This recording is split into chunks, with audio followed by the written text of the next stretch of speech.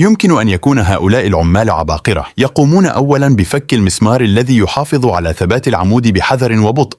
بعد ذلك يقوم العامل بإعداد الحبل وربطه بالعمود. ستعرف قريباً السبب وراء استخدام هذا الحبل، ولهذا السبب منطقي جداً. عندما يتم إزالة المسمار الذي يثبت العمود، يبدأ العمود بالدوران والنزول إلى الشارع، ويضمن الحبل النزول بشكل محكم. بدلاً من العمل على ارتفاع، يتم قلب المصباح رأساً على عقب ليكون جاهزاً لإصلاحه بسهولة على الأرض. ألا يستحق هذا العمل الإعجاب؟